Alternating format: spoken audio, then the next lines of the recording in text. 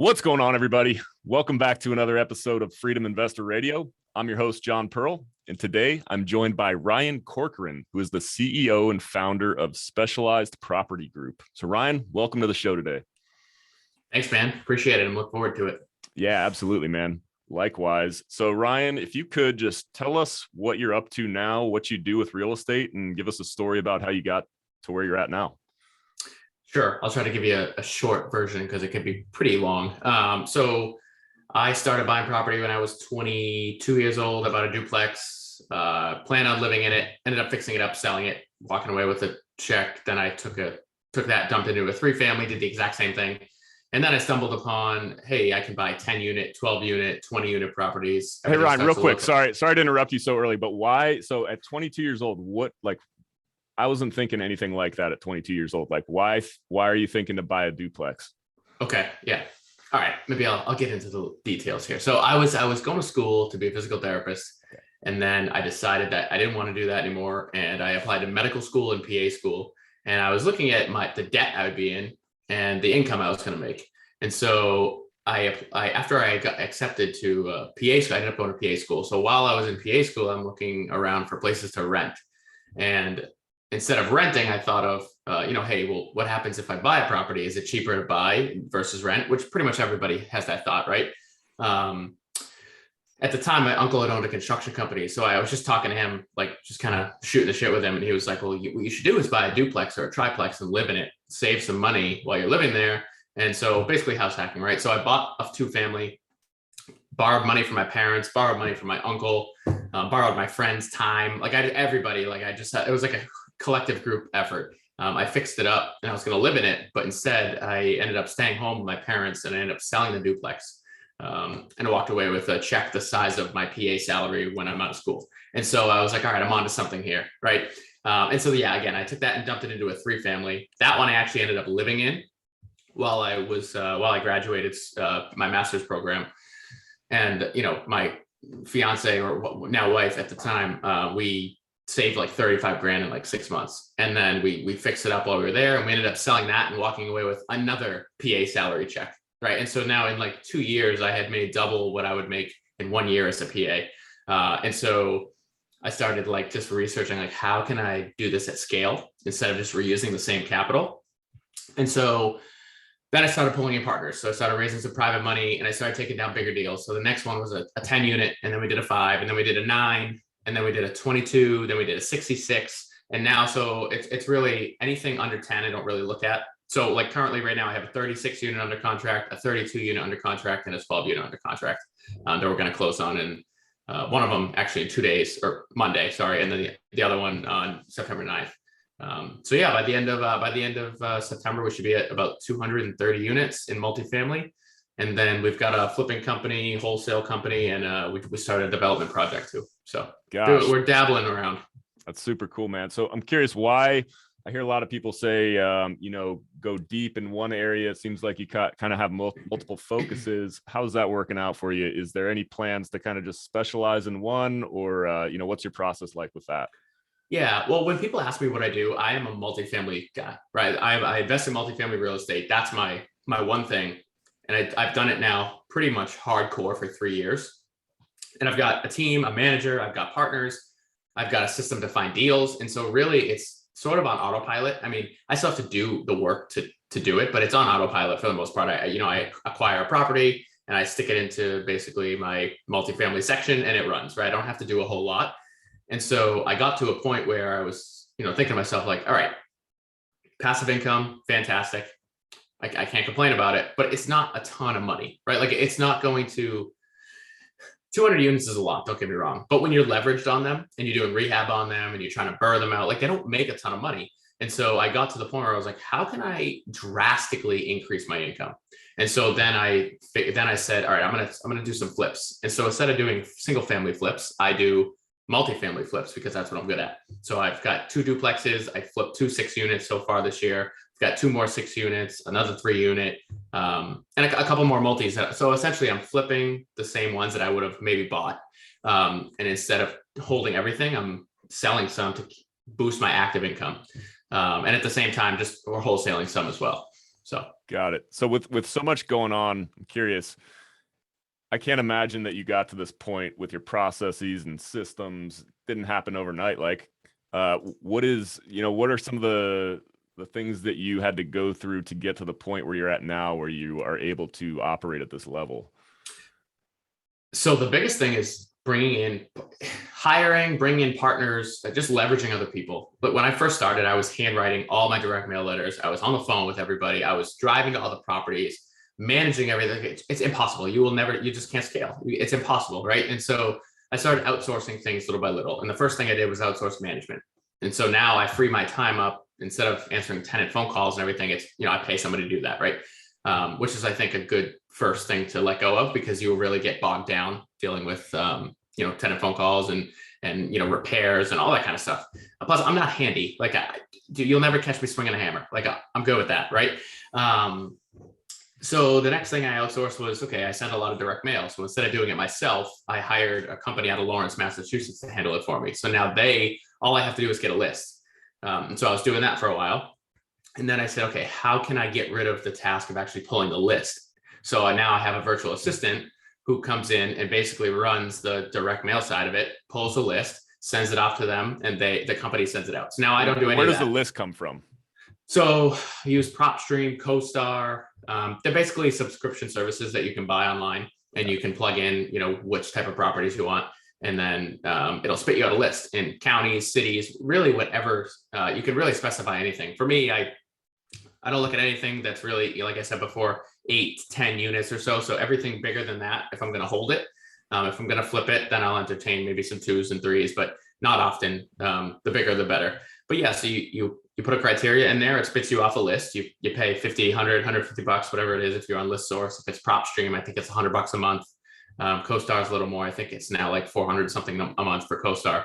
But yeah, generates lists, send them to a company, send out direct mail, it fires away. Then you have a Google Voice number that takes all the phone calls in. And then, so that's how I outsource that and the management. And then I really leverage partners a lot. So a lot of capital when I was starting was not my own. I didn't have any when I started. So I leveraged a lot of partners in private money and hard money. And I combined all of those into, different creative strategies, which I still think is probably the most important part of growing a real estate company. Is you have to get really good at, number one, finding deals, but number two, being able to put the deals together with creative financing. Yeah. So man, that's super interesting. I love the hustle. Now, one thing I'm always curious about. So our buddy Axel Ragnarsson, shout out to Axel. He's the one who connected us. So he explained when I had him on the show that he came up, his family was entrepreneurs. It was kind of, taught to him from an early age. So how about yourself? It seems like you've got a very entrepreneurial spirit, but at first you were starting off going down the traditional educational route, going and getting an advanced degree. Like, nature versus nurture, was it in you, or did you kind of discover this about yourself as you were going?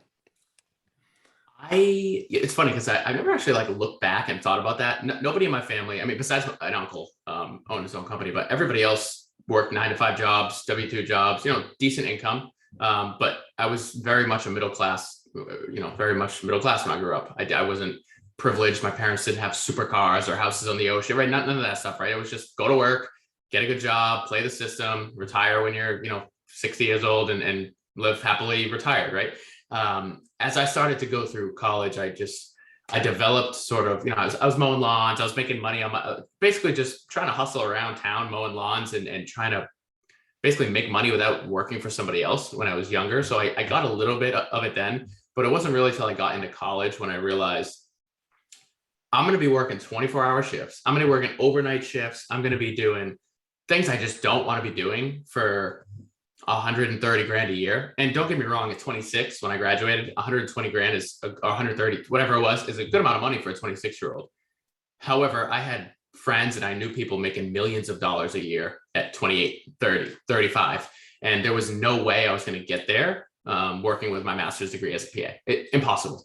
And so it got creative juices flowing. And from there, I just started to basically say, hey, I'm going to figure out whatever it is and put this together so I can ultimately get out of my W-2 job and build a business and go from there. So Yeah, no, it's fascinating stuff. And that's pretty much the whole purpose of the show, is to educate folks that you can make that kind of money, just folks like us, average upbringings, nothing fancy. It's real estate is the best vehicle for normal folks to create real wealth. And I love hearing about that stuff. So I want to talk a little bit more about these lists and your deal finding. So how, like, what's the conversion rate when you get something like a list and you have the direct mailers going out? Like, how many have to go out before something pencils and you can actually like look to close on one of these deals? So real estate is very much, especially direct mail, is very much math related, right? So if you send out 10,000 letters and you get 1,000 calls back, on average, 100 of those might be half decent leads. And of those, maybe 10 of them are deals, right? That's on 10,000. It's different every time though. So it's so difficult to calculate how many you actually have to send out before you get a good solid lead and get an actual deal out of it.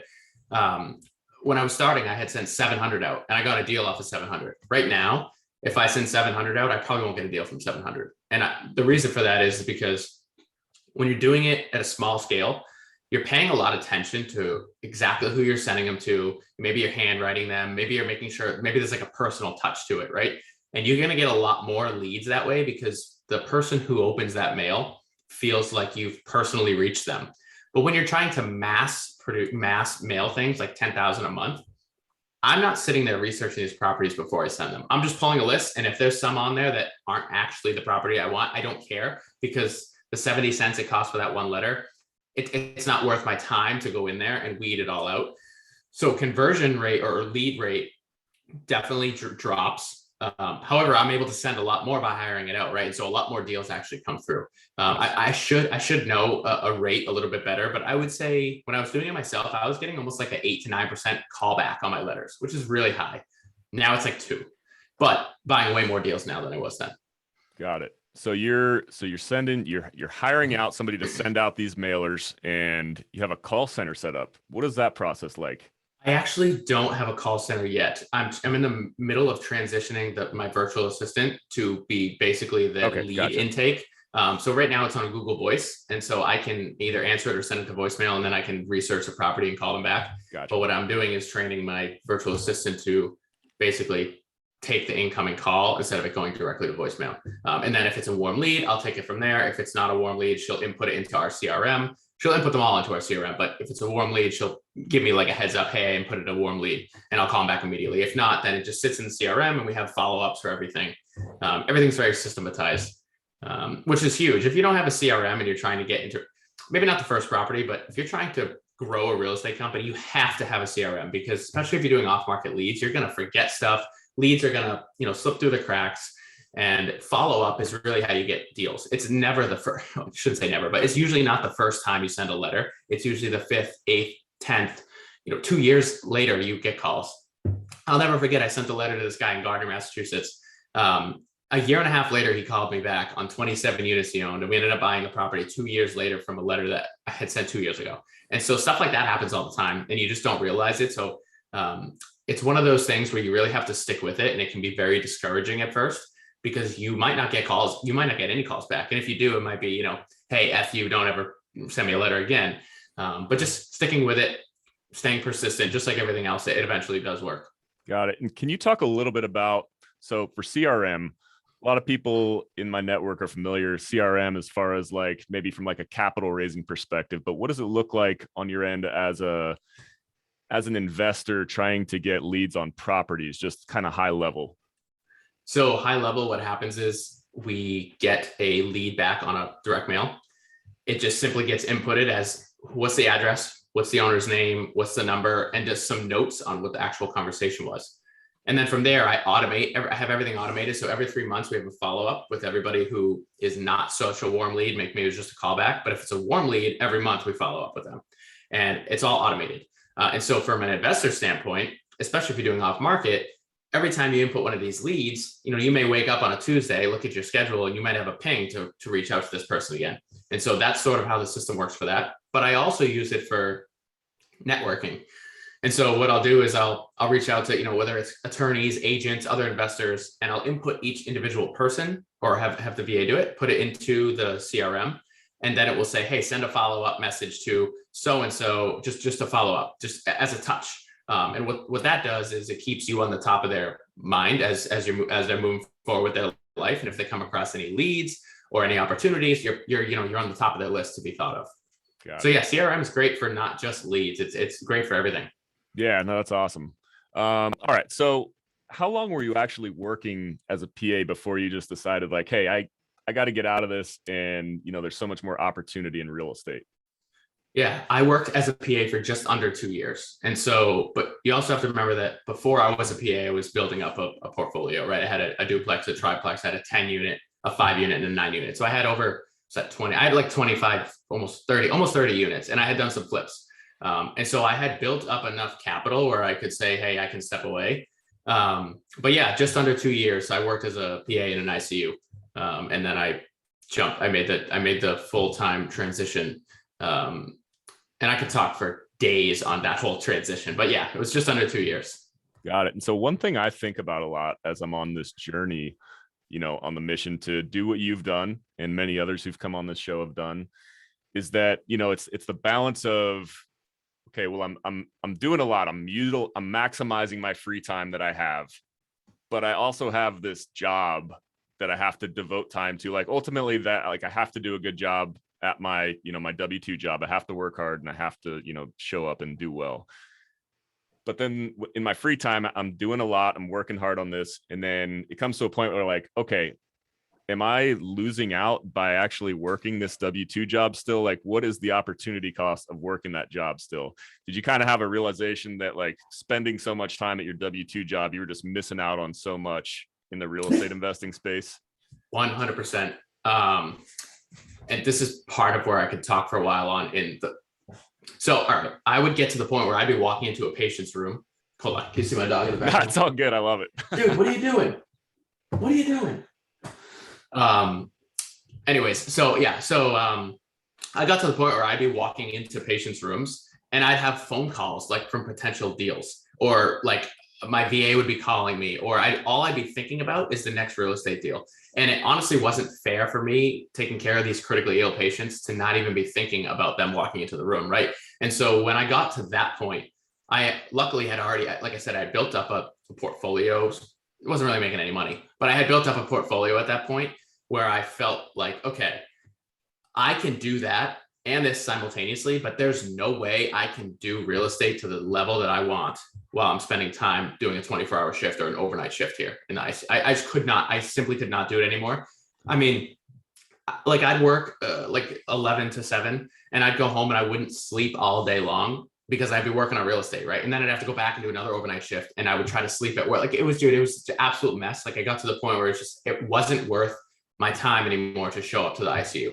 And I hate to say that because I actually I love medicine. I think medicine's fantastic, but my love and my passion was in real estate. And so I made the jump. And really, was I ready to make the jump? Probably not, honestly. I don't think you're never going to feel ready. But when you do make that jump, I think there's two types of people. Number one, people who need the safety net of a W-2 job. It's going to take them a lot longer to quit their job. On the other hand, if I do something like I cold turkey I'm like bipolar. Like I literally make a decision and I go with it. And so when I made the decision that like, I'm doing this, that was it. Like I stopped, I went to per diem. I worked like one shift a month and then I transitioned completely off of it after like 2 months. And I just jumped in. I was like, how can I make this work? Like, I got to make money. Like, what can I do? And so from there, I just started, blowing up. That's great. Yeah, that's a quick turnover, 2 years. But yeah, like you said, you had it built up. It's funny. I think as we're talking about this, Axel, I think he spent 1 day on the W-2 job. Yep. And then he's like, he's missing phone calls, missing out on deals. And he's like, all right, no, this isn't going to work out. Yep. But yeah, let's talk about the mindset. So you mentioned just going cold turkey. I love that. Everybody's situation is different. Like if you have kids or like me, like I have kids, 100%. I just wish I would have discovered this sooner and, like could have made the jump earlier. I'm happy with the journey now, but what's the mindset piece like going from, you have the comfort of somebody providing a regular check to you versus this new life of okay, like if I don't go out and hustle, if I don't go out and Yeah. provide value to others and, build this thing up, I'm not going to eat. So like, what was that piece like? That still hits me. Like, dude, I don't spend a dime of literally anything. Like, like if all the rentals I have, like the bank, they just build up, and I don't spend a penny of it, because what happens is when you work a W-2 job, you have a floor, and you also have a ceiling, right? And the ceiling you can push up a little bit over time, meaning income. Yeah. But if you like, if you could like not show up to work for a day, call out sick, like you can come back and you have a floor on you still, right? Like you still have a job, you still get a paycheck. When you go into entrepreneur world, or, for us, real estate investing, and you don't have that W-2 job anymore, you can keep falling and just keep going down, and no one's there to catch you, right? It's completely up to you. But on the flip side, you don't have a ceiling, and you can make as much freaking money as you want to, depending on how creative and how hard you want to work. And so my mentality was, all right, I have I probably had like almost a year of expenses saved up, just because from one flip, and I had like whatever, $100,000 just sitting there. And I was like, you know what? I am confident that if I leave my job right now and I fall flat on my face, the worst thing that happens is I go find another job, right? But the best thing that happens is I never have to go back to a hospital, and I can work my ass off over here and build up my business. And so the mentality for me was, I'm going to, and again, situation where I don't have kids, I have a wife, 2 dogs, and a house. If I fall flat on my face when I was 26, I'll just get right back up and I'll try it again, right? If you have kids and a family, maybe it's a little bit different. But in my shoes, it was, I'm either going to do this now or I'm never going to do it. And so I took the plunge when I probably wasn't ready, because when I quit, I didn't have $130,000 coming in passive income. And so I quickly realized that, all right, money's starting to go out the door from a mortgage payment and food and everything. So I have to figure this out. And so that is when I started to do some flips at the same time. And then I, started just blowing up after that. But yeah, dude, crazy. I like I said, I still don't spend a penny on it. Like I still have the mentality that if I don't hustle today, I'm in trouble. Like I have no money coming in. And so that mentality keeps you, like a lot of people say, oh, if I have this money, I'm going to spend the money. You actually don't, because when you figure out actually how to make a lot of money, every dollar you spend on something that's not making you money, it almost hurts you inside. Right. And so that's what I'm battling right now. Isn't it interesting how that works? It's just, you have all these dreams before you start doing it. And then, it kind of changes once you realize how to make money. You realize that putting your money to work is going to make you more money, so you don't spend it on the stupid stuff. That's great. So you mentioned earlier some creative partnerships and some creative financing. Like, how are you able to close these deals? Like you said, you're up over 200 units. Not using all your own money. Mm-hmm. Where's the financing coming from?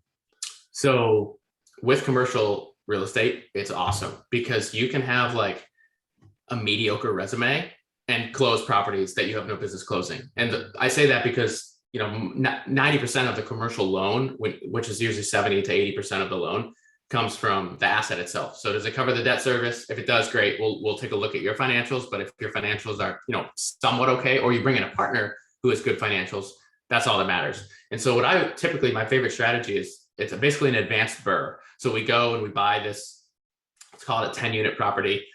We go in and we'll raise the down payment from a private money investor, and we'll take down the project with the private debt, and we'll pay them interest only until the thing is rehabbed and refinanced. And when we refinance it, we pay off that private debt, and now we hold the asset. And so I'm able to do that 10, 15, 20 times a year, because I've built up a network of investors who trust me, and that that's all private money.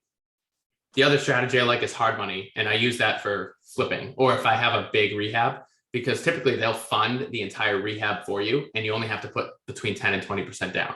So again, I will go raise the down payment. I'll use hard money. I'll fix up the property, and then I'll either sell it or refinance it, pay off the hard money and pay off the private money. And then you end up holding it. Got it. So these private investors you're setting up on they're not equity partners. You're setting up you're just paying them, essentially a monthly payment until their debt's paid back. Is that right? So it's actually interest only with a balloon. Okay. And I've used that's just one strategy, but that's my favorite, because at the end of the day, you hold the asset, and they don't have equity in it, and they actually like it, because they don't play the risk of the actual property. The risk is in me, really. They're trusting me, not so much the asset to perform, because no matter what happens with the asset, I still have to make their interest only payment. So if it's $100,000, whatever, I have to make them I have to pay them $1,000, right, each month. The other strategy I really like to use is seller carry or seller credits, or seller financing, right? Everything with the word seller in it when it comes to creative financing is great, because like I just bought a property in Laconia a couple months ago, and I'll give you the structure of it. So we needed like 85 grand to bring down to the table. And first of all, it was direct to email. So I emailed this guy. So nobody else had dibs on the property, just me. I ended up locking the property up for like 600K, which should have been worth like $1 million. It's absolutely ridiculous, right? So we buy it for 600. I bring in an equity partner to put the down payment. Him and I own the property 50-50. The seller carries the note. We only had to put like, what was it, $80,000. It wasn't even 20% down. And then we're just going to fix it up, refinance it into a long-term debt. We own it 50-50, and I put $0 into that deal. Got it. Can you explain for somebody that may not know, what do you mean by the seller carries the note? So essentially, he didn't have a mortgage on the property. So that's the first step. And what the second step is, when you go to a bank and you apply for a loan, they give you a mortgage when you buy the property for 75 to 80% of that property. You bring the rest. So in this case, the seller acted as the bank for me, meaning he essentially took my purchase price, knocked off the $80,000 we had to put for a down payment, and held it for $700,000. So he has a $720,000 mortgage I have with him. So each month he gets a $2,300 mortgage payment from me instead of me sending it to a bank. And the good thing about this is you can negotiate terms way prior, right? Like if you go to a bank, it's like, no, you're paying 1.5 points, you got closing fees. No, there was 0 closing fees, no points. It's fantastic. Plus it's flexible. Yeah, it's great. It's a great tool that it doesn't work all the time, but if you find somebody without a mortgage, it can be a great tool. Yeah, that's huge. That's like that's the ultimate in my mind as far as real estate investing goes, finding that property where someone owns it outright and getting that seller financing. That's the dream. Let's talk about the market. So what are you seeing? You're up in the Northeast. It's kind of crazy right now. How has your strategy shifted in the past couple months, if at all, due to the current market conditions? So before the interest rates started going up, I started pumping the brakes on sending direct mail, because I was finding that the ability to convert deals was getting lower, because people were seeing these properties go for so much that they weren't willing to sell their property at a discount. I mean, I had still bought a couple of them, but not as much as I had been the year before. As soon as the interest rates went up, I started to really ramp up my direct mail again. And so in the last like month and a half, we've got 4 flips under contract. We've got, like I said, we got a 36 unit under contract, and then we just got a 12 unit under contract. And so I'm starting to buy more, actually, because I'm able to get these properties at like 75 to 70% what they're actually worth right now. Now, if the market continues to drop a little bit, which it probably will if they keep increasing interest rates, is it going to drop 25 to 30%? Probably not. So I'm probably still safe. But yeah, I'm buying more properties right now. Is it risky? Maybe, but also there's not that much competition, right? And in my opinion, if you buy a 12 unit apartment complex, it's based on cap rates, right? And so a cap rate isn't going to go from 4 to 7, right? It might go from 4 to 4.5, or like, a smaller change. And so, yeah, as long as you stick to your strategy and you know that it's not necessarily a super short-term play, you should be good. The flips are a different game plan. I'm buying those for like pennies. So I even if it drops 30%, like I still have a net profit swing in there. So yeah, I definitely would be careful on flips right now, though. That's a little bit.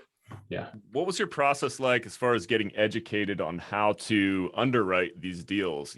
Different aspects go into this. What did you do to figure out how to make these deals pencil out? Partnerships. Like I learned everything from partners that I have partnered with, and mentors, and bigger pockets and YouTube and podcasts like this. But really, I said that, okay, you have to be really good at one thing in real estate. And so for me, it was, I'm going to be really good at finding deals. And so from that point, I was able to bring these deals to people who I know could take down the deal. And in exchange for me finding the deal, I would get 50% ownership, 25% ownership. I would, maybe I'd raise a little money too, and we'd take it down 50-50, whatever it was. But I got to see how, one of my partners, Mike, how he underwrites the deal. One of my partners, Dumel, how he underwrites the deal. And so from there, I was able to say, okay, like I don't even have to learn it. Like I have I literally took them, merged them together, made something that worked for me. And now I have my underwriting tool. This is something I think everyone needs to understand in any business really, but all you have to do is be really good at one thing.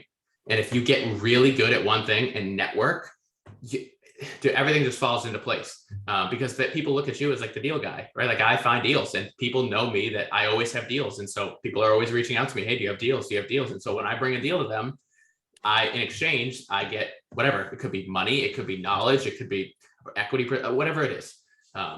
Master one thing and everything else will fall into place.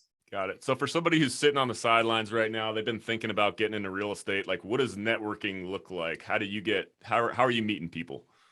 Yeah. So there's like a short version and a long version. The short version is everybody you meet, you should just be telling people what you're trying to do. Like literally everybody, family, friends, I don't care who it is. It should come up in a conversation when you're talking to somebody. The larger view of this is I make it a point to reach out to people that I don't know on purpose. So I try to reach out to 3 different people, 3 investors, agents, attorneys each week who I've never spoken to before, and just network and continue to network and grow my network of individuals. And what that has done is that has opened up so many opportunities for me. But not only that, but partners, private money, deals, you name it. Like everything comes from networking. That it really all branches from who you know. Yeah, and as you're reaching out and to these people you don't know over time, you keep in touch, and eventually you do get to know them, and like you said, kind of become partners. So as you've grown through this process, like inevitably there's times where you kind of maybe have a little bit of a like you don't feel like you're the person that should be doing this. So let's see, I'm not saying this right. What's the term for this? I don't know. It's not coming to mind right now, but anyways, I'll just have them delete that part out. I'm drawing a blank on what I'm trying to say good, here. Man. It's all good. Gosh, I was just talking about this the other day.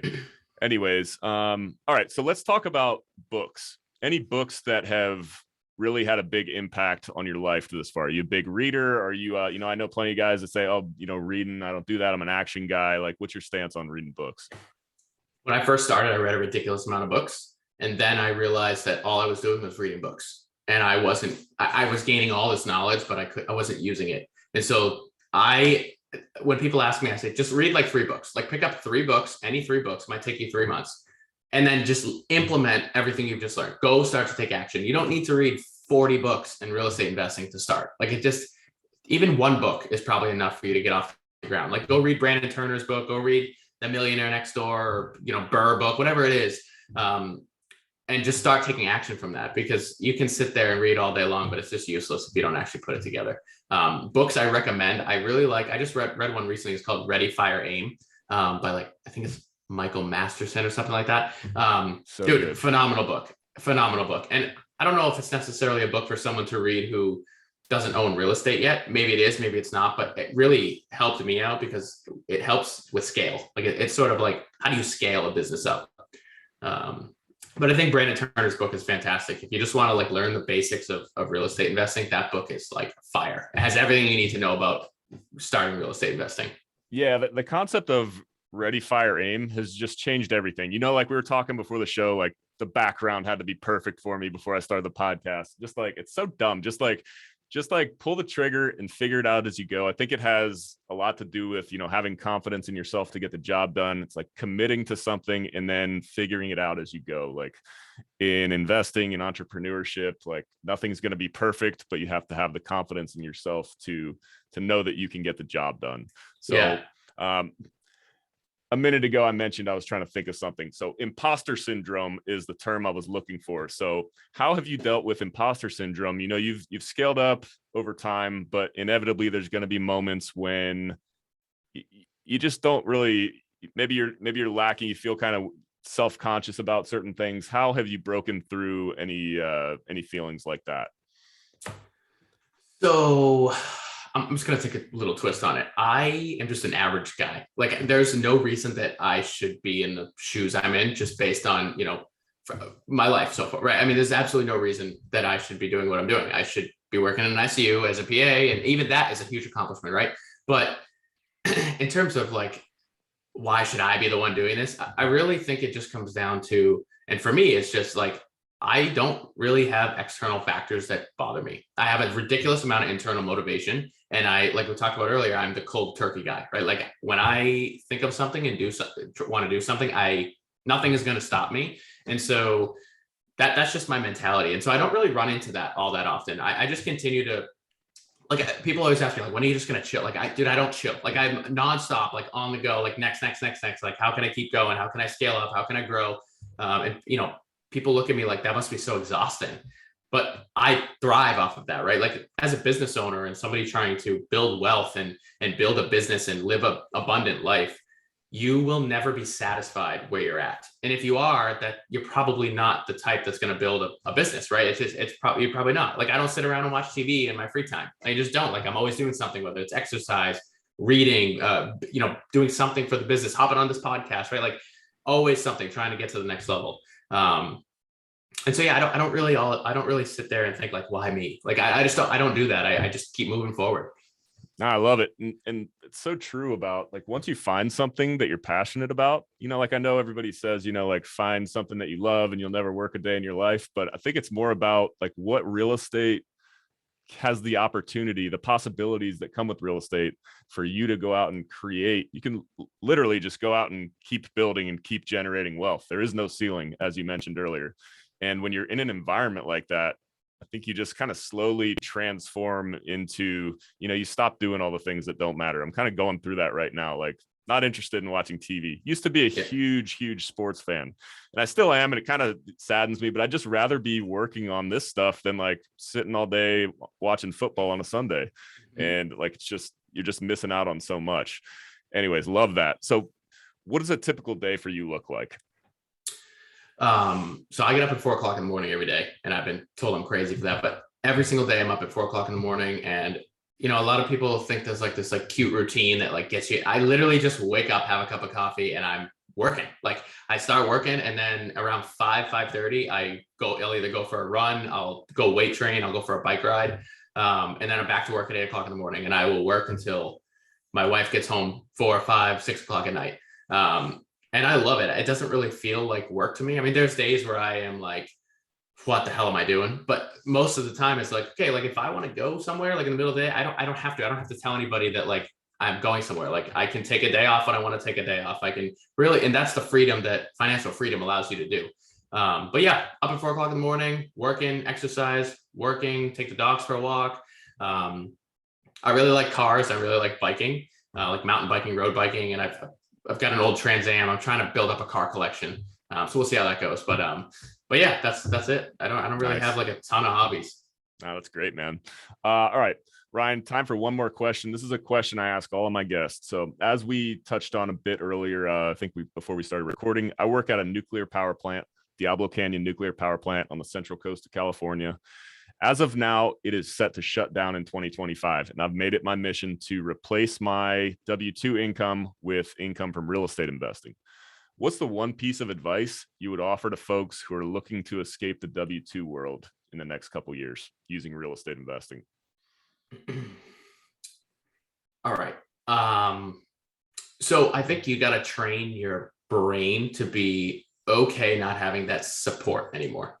And that really is the trigger point.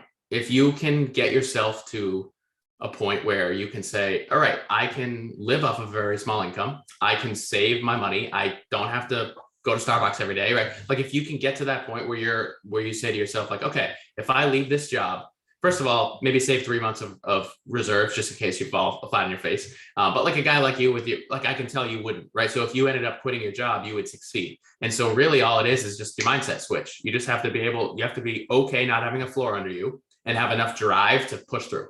And it really is that simple. A lot of people ask for advice on this, and the bottom line that nobody wants to hear is that you just have to do it. Like that's all it is. Just do it. So I love the Nike slogan, dude. Like I say it all the time. Just do it. Just do it. My friends and my family are always like, "You're crazy. Like you can't just do it." I'm like, no, literally, you can just do it. Like all you have to do is actually just do it. So true, man. So I mean, and that falls into kind of the ready, fire, aim mantra as well. Yeah, exactly. That's awesome. All right, Ryan. Exactly. Well, if folks want to connect with you or learn more about what you're doing, where should they go? I'm starting to build up social medias now, so I would really appreciate a follow. And if you want to learn a little bit, it's all educational stuff. So Instagram or TikTok at RJCORCORAN08, or I have a YouTube channel at Ryan Corcoran. So awesome. Yeah, check it out. Yeah, and actually just hopped on your IG before this, so a lot of good stuff going on there. So everybody go check that out if you want to learn something. Ryan can tell you have a ton of tactical knowledge being down in the trenches, and it was a pleasure chatting with you. I really appreciate your time, and look forward to chatting again soon. Yeah, man. Thank you. I appreciate your time. All right, ladies and gentlemen, Ryan Corcoran, thank you very much.